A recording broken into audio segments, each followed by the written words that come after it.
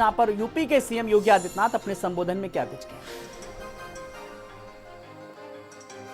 बाबा साहब भीमराव अंबेडकर जो भारत के संविधान के शिल्पी हैं, उनके प्रति कृतज्ञता ज्ञापित करने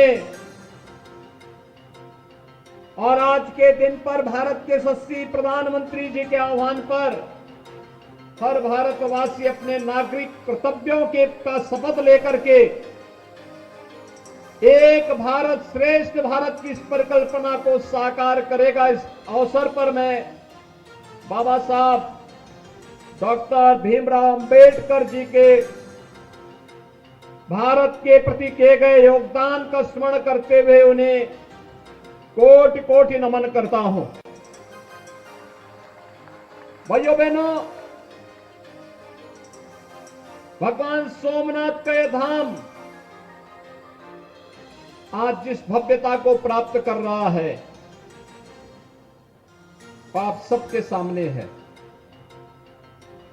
प्रधानमंत्री मोदी जी के मार्गदर्शन में, उनके नेतृत्व में भारत के विरासत का सम्मान हो रहा है। भारत के इस विरासत को एक नई ऊंचाइयां प्रदान करने का कार्य हो रहा है और साथ साथ विरासत के सम्मान के साथ ही भारत के उन सभी हुतात्माओं को, अमर शहीदों को, जिन्होंने देश की आजादी के लिए अपना सर्वस्व न्यौछावर किया था, उनके प्रति भी पूरे भारतवासी कृतज्ञता ज्ञापित कर रहे हैं। और इस अवसर पर भगवान सोमनाथ के इस मंदिर की उस कालखंड में रक्षा करते हुए शहीद हुए वीर हमीर जी गोहिल को मैं कोटि कोटि नमन करता हूं। मैं इस अवसर पर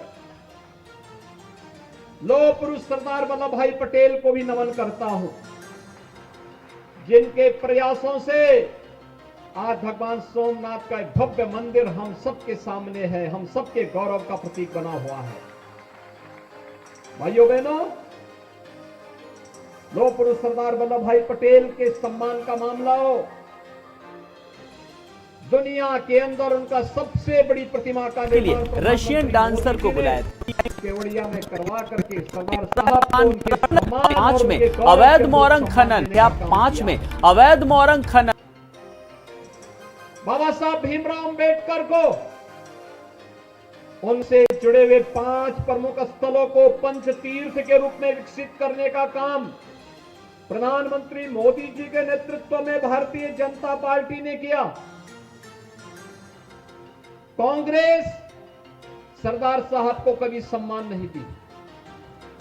जब सोमनाथ मंदिर के पुनरुद्धार का कार्य सरदार साहब करना चाहते थे, तब कांग्रेस ने विरोध किया था, पंडित जवाहरलाल नेहरू ने विरोध किया था।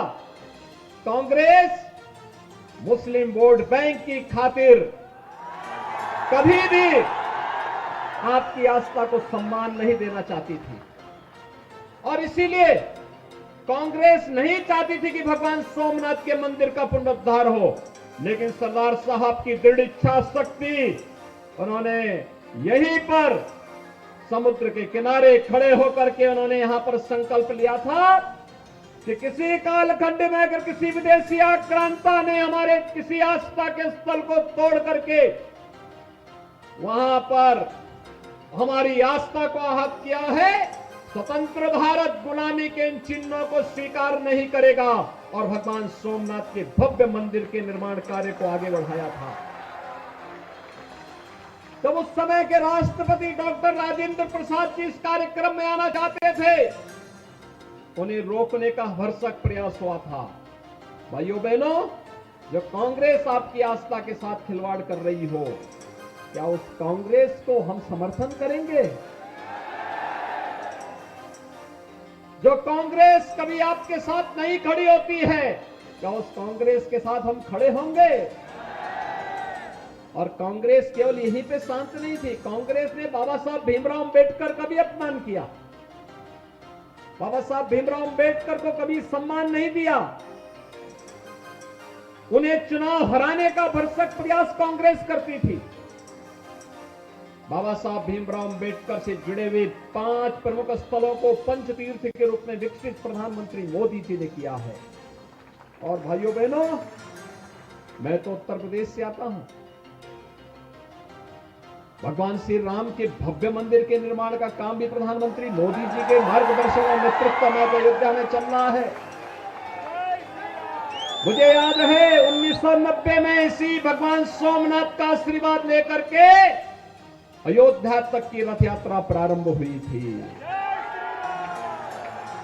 जो संकल्प भगवान सोमनाथ के श्री चरणों में लिया गया था 1990 में, आज उसी संकल्प की परिणति है कि प्रधानमंत्री मोदी जी ने अयोध्या में भगवान राम के भव्य मंदिर के निर्माण कार्य को आगे बढ़ा दिया है। भव्य मंदिर भगवान राम का बन रहा है। जो लोग बोलते थे अयोध्या में राम मंदिर का निर्माण होगा तो खून की नदियां बहेंगी, मैं कहता था मच्छर भी नहीं मरने वाला है।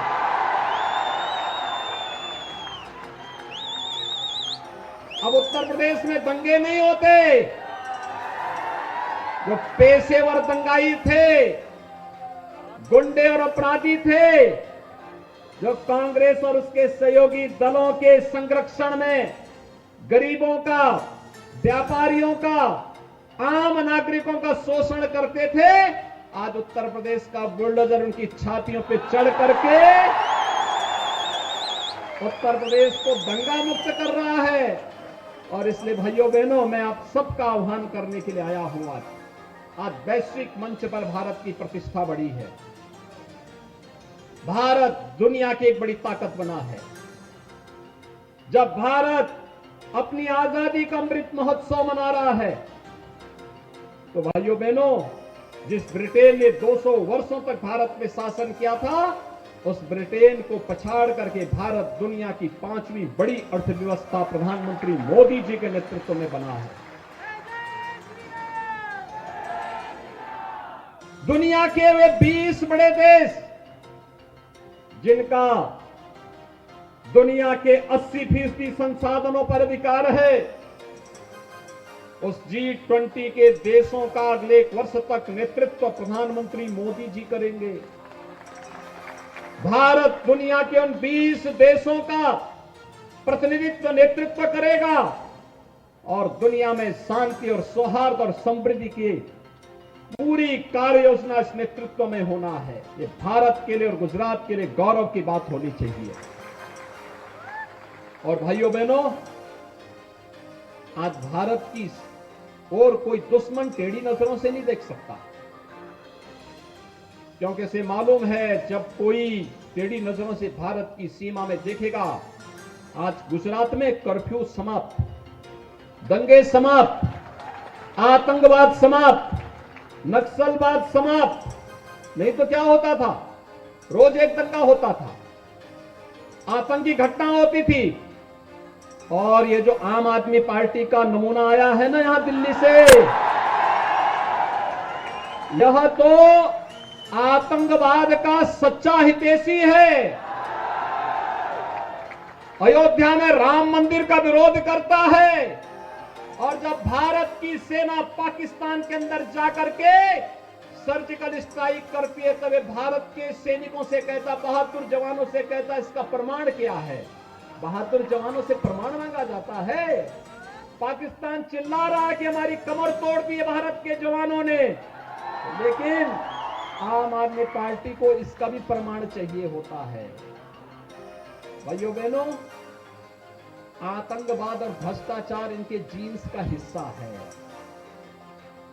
इसलिए जो भ्रष्टाचारी हैं, आतंकवाद समर्थक हैं, भ्रष्टाचार और आतंकवाद जिनके जीन्स का हिस्सा हो, उसको वोट देकर के हम अपने वोट को कलंकित कतई न करें, कतई न करें। हमें भगवान सोमनाथ के भव्य मंदिर के साथ साथ अपने आजादी के उन सभी अमर शहीदों को सम्मान देना है, जिन लोगों ने किसी कालखंड में भारत के आन मान शान की रक्षा के लिए अपना सर्वस्व न्यौछावर किया था। और भाइयों बहनों, श्री हमीर जी गोहिल उसी परंपरा के एक महापुरुष हैं जिन्होंने भगवान सोमनाथ के मंदिर को उस कालखंड में बचाने के लिए अपने आप को बलिदान किया था। सरदार साहब उसी परंपरा के महानायक हैं जिन्होंने भारत के एकीकरण के लिए उस काल आजादी के बाद भारत के वर्तमान गणराज्य की स्थापना की। आज कश्मीर से धारा 370 समाप्त कर दी। प्रधानमंत्री मोदी जी का नेतृत्व और अमित भाई शाह जी का दृढ़ इच्छा शक्ति आतंकवाद की इस जड़ को भी समाप्त कर चुका है। और इसलिए भाइयों बहनों, मैं आपसे पूछना चाहता हूं, क्या कांग्रेस कश्मीर से धारा 370 समाप्त करती? क्या अयोध्या में राम मंदिर का निर्माण कांग्रेस या आम आदमी पार्टी करती? और आपका सच्चा हितैषी कौन?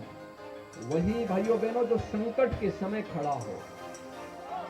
और संकट के समय भाइयों बहनों, इस सदी की सबसे बड़ी महामारी कोरोना कालखंड में, कोरोना में फ्री में टेस्ट, फ्री में उपचार, फ्री में वैक्सीन और फ्री में गरीबों को राशन की सुविधा भी तो मोदी जी ने दिया था, डबल इंजन की सरकार ने दिया था। दिल्ली में आम आदमी पार्टी की सरकार थी, इसने सब लोगों को वहां से भगा दिया, कुछ भी नहीं दिया। वहां बड़ी खराब स्थिति थी। दिल्ली से लोग भाग भाग करके उत्तर प्रदेश में आ रहे थे उपचार कराने के लिए। हमें व्यवस्था देनी पड़ी थी। अमित भाई को स्वयं निकल करके दिल्ली के अंदर अतिरिक्त व्यवस्था करनी पड़ी थी। भाइयों बहनों, जो दिल्ली नहीं संभाल पा रहे हैं वे गुजरात में क्या दुर्गति कर देंगे। इसलिए भाइयों बहनों, बहुत संभल करके आपका आह्वान करने के लिए मैं आया हूं। कांग्रेस आपकी आस्था का सम्मान नहीं कर सकती, आम आदमी पार्टी आपकी आस्था का सम्मान नहीं कर सकती, आपको सुरक्षा भी नहीं दे सकती, आपके लिए समृद्धि का द्वार भी नहीं खोल सकती। आस्था का सम्मान हो या फिर प्रत्येक नागरिक और देश की समृद्धि का प्रश्न, सबको सुरक्षा और सबका साथ और सबके विकास के भाव को कोई आगे बढ़ा सकता तो केवल भाजपा बढ़ा सकती है, भारतीय जनता पार्टी बढ़ा सकती है। और उसी के लिए आप सबका आह्वान करने के लिए मैं आपके पास आया हूं, आपसे कहने के लिए। आप सब सहमत हैं?